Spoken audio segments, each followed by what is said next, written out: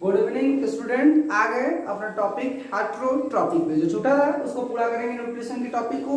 चलिए देखिए हेट्रोट्रॉपिक को पिछले प्रीवियस लेक्चर में समझाया गया था कि हेट्रोट्रॉपिक का मतलब होता है परपोषी। ऐसे जीव जो अपना भोजन दूसरों से प्राप्त करते हैं या अपना भोजन डिपेंडेंट फूड सिंथेसाइज करते हैं वो हेट्रोट्रॉपिक कहलाते हैं। हेट्रोट्रॉपिक को तीन भागों में बांटा गया है, पैरासाइट, सैप्रोफाइट, होलोजोइट।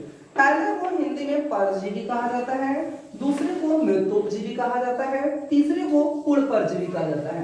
आते हैं पैरासाइट के बारे में समझते हैं, परजीवी के बारे में समझते हैं। ऐसे सभी जीव जो अपने भोजन के लिए किसी दूसरे जीव के ऊपर डिपेंड रहते हैं वो पैरासाइट कहलाते हैं। दूसरे जीव के ऊपर रहते हैं और उन्हीं से अपना भोजन प्राप्त करते हैं। देखते हैं इसमें grow on other organism for food.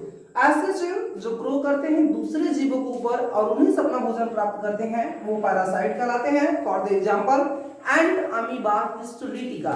And amoeba histolytica एक ऐसा परपोषी जीव है, एक ऐसा पैरासाइट है जो मनुष्य के शरीर में रहता है।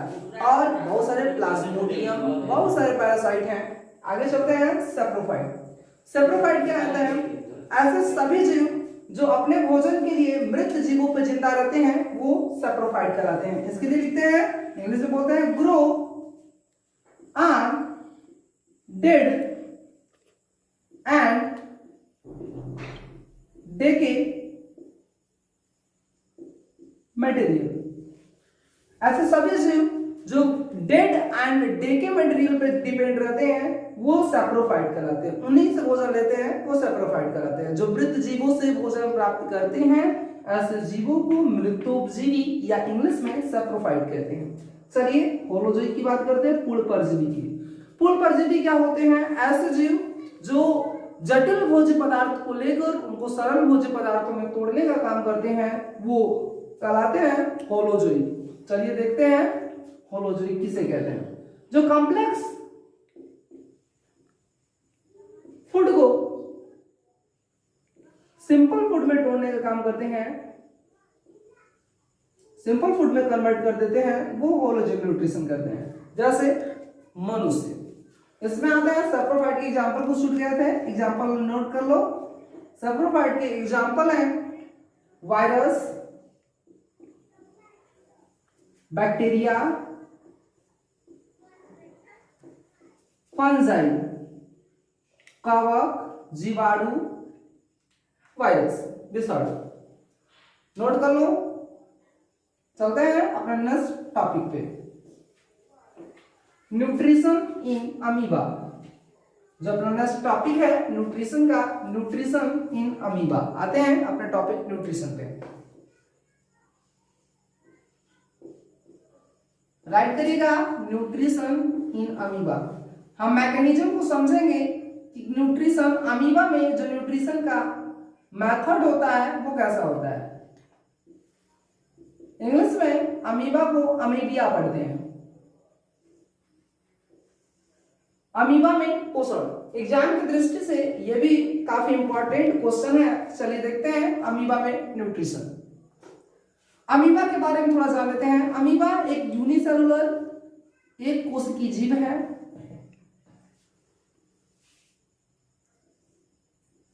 अमीबा यूनिसेलुलर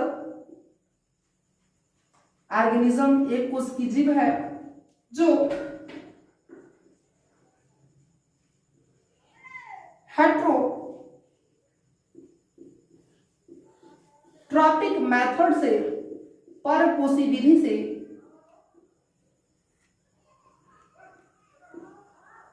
हेट्रोट्रॉपिक मेथड से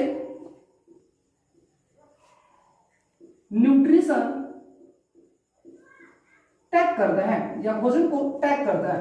अमीबा एक कोशिकीय प्राणी है जिसमें भोजन या न्यूट्रिशन की जो प्रक्रिया है ये हेट्रोट्रॉपस टाइप का है। चलिए मैकेनिज्म सीखते हैं कि मैकेनिज्म कैसे होता है।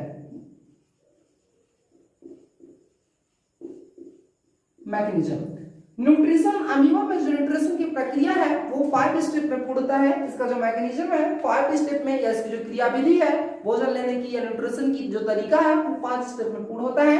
इसके पहले स्टेप को इंजेशन कहते हैं। इंजेशन को हिंदी में अंतःग्रहण कहा जाता है। दूसरा डाइजेशन है। तीसरा एब्जॉर्प्शन है।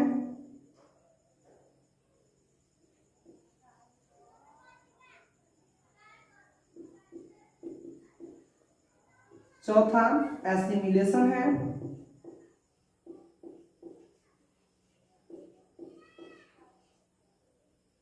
पांचवा इंजेशन है। सभी को हिंदी में जान लेते हैं।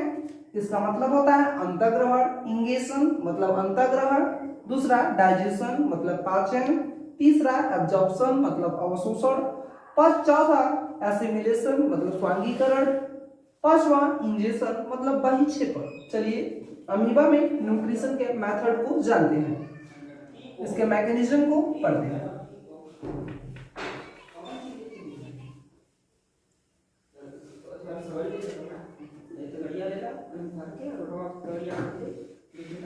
ये हमारा अमीबा है।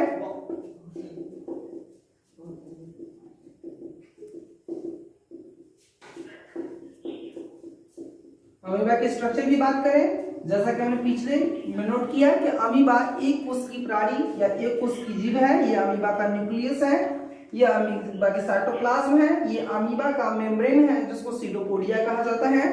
अमीबा में भोजन लेने का एक विशेष प्रकार मैकेनिज्म पाया जाता है।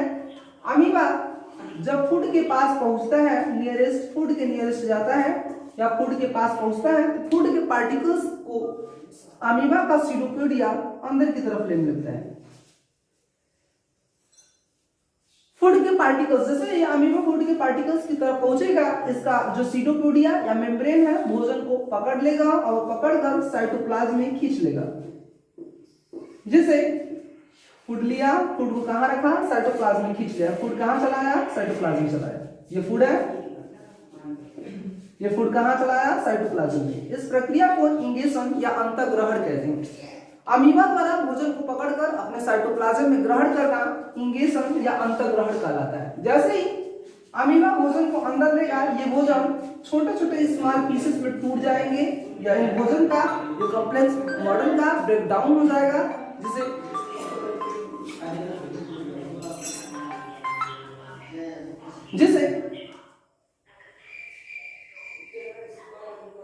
हम लोग डाइजेशन कहेंगे। ब्रेकडाउन ऑफ फूड मटेरियल, जब ब्रेकडाउन फूड का मटेरियल जो होता है, फूड मटेरियल जो होता है वो अमीबा के साइटोप्लाज्म में छोटे छोटे पार्ट में टूट जाते हैं, तो उसको डाइजेशन कहते हैं। अब टूटे हुए छोटे छोटे जो अवयव पार्ट हैं, जो पोषक तत्व हैं, वो अमीबा के शरीर में अवशोषित होने लगते हैं, जिसे अवशोषण कहते हैं या इंग्लिश में एब्जॉर्प्शन कहते हैं। अब अवशोषित पार्ट जो तत्व है वो ऊर्जा प्रदान करते हैं, टूट कर या अवशोषित होकर फिर से दोबारा वो जलकर या कह सकते हैं खर्च होकर क्या बनाते हैं, ऊर्जा बनाते हैं, जिसे एसिमिलेशन कहते हैं। और बचे हुए अपशिष्ट पदार्थ जो भोजन, जो बचे हुए अपशिष्ट या अवशोषित पदार्थ जो बच जाते हैं या जो खराब पदार्थ बच जाते हैं, उनको शरीर से अमीबा बाहर निकलता है, जिसको इंगेशन या बहिक्षेपण कहते हैं।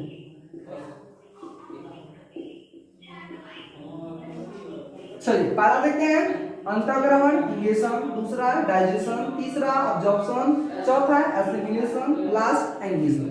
सबको फिर से देख लो। अमीबा भोजन को ग्रहण करेगा, इंगेशन कराएगा या अंतःग्रहण करेगा। अमीबा भोजन को तोड़ेगा, अमीबा का पाचन या डाइजेशन कराएगा। अमीबा क्या करेगा, भोजन को अवशोषित करेगा, टूटे हुए भोजन को अवशोषित करेगा, जिसे अमीबा में अवशोषण बोलेंगे। अब अवशोषित भोजन क्या होगा, बर्न होगा, जलेगा, खपत होगा और ऊर्जा बनेगी, जिसे एसिमिलेशन कहेंगे। फिर उसके बाद जितने भी अपशिष्ट बचे हुए पदार्थ हैं, अमीबा उनको वेस्ट मटेरियल के रूप में, अपशिष्ट पदार्थ के रूप में शरीर से बाहर निकालेगा, जिसको बहिक्षेपण या इंग्लिश में इंगेशन कहेंगे। ये सारे टॉपिक क्लियर होते हैं, देखते रहिए पंख स्टडी। आप पढ़ेंगे पूरे टॉपिक बायोलॉजी के पंख स्टडी पे। बने रहिए अपने प्यारे चैनल पंख स्टडी पे।